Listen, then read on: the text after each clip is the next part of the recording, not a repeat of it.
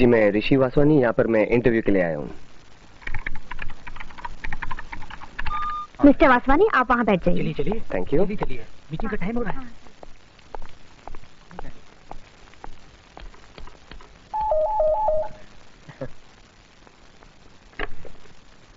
Mister Raj Mathur जी।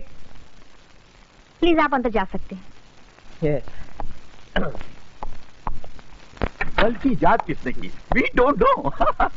अब ये Howrah bridge, जी। हावड़ा ब्रिज का सस्पेंशन एक्सीलेंट एक्सीलेंट। बिल्कुल। We don't know. Can I come in, sir? Yes, yes, please come in. Come in, Mr. Mathur. Thank you. Good morning, sir. Please be seated.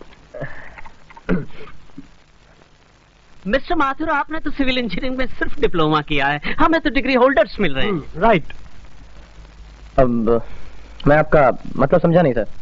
इनके कहने का मतलब है हम आपको नौकरी में क्यों रखे? वाई? Why? मैं राइट सर? Yes. क्योंकि डिग्री से सिर्फ सर्टिफिकेट मिलता है, सर, अकल नहीं। जो आप में है। जी हाँ।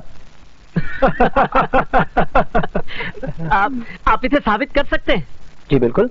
कैसे?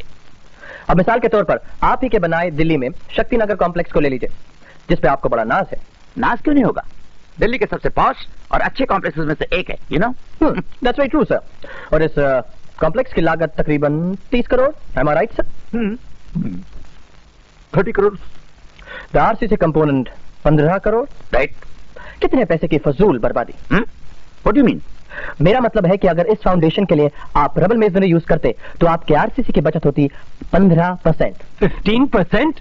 जी हाँ, 15%। और अगर आप लोड बेरिंग ईंट की दीवारें इस्तेमाल करते तो आपके आरसीसी की बचत होती 35%।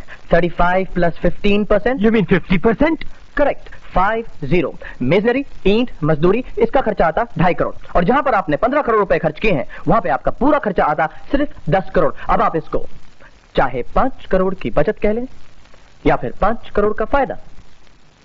सर, सर, तुम्हारा कंप्यूटर क्या कहता है?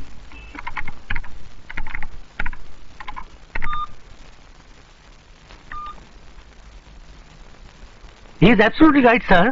Absolutely right.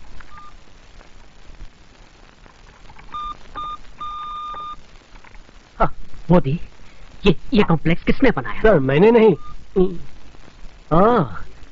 तो आपने बनाया था ये complex?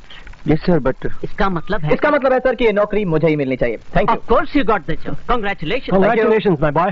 Thank you very much, sir. आप मुझे जरा बाद में मिलिएगा सक्सेना साहब।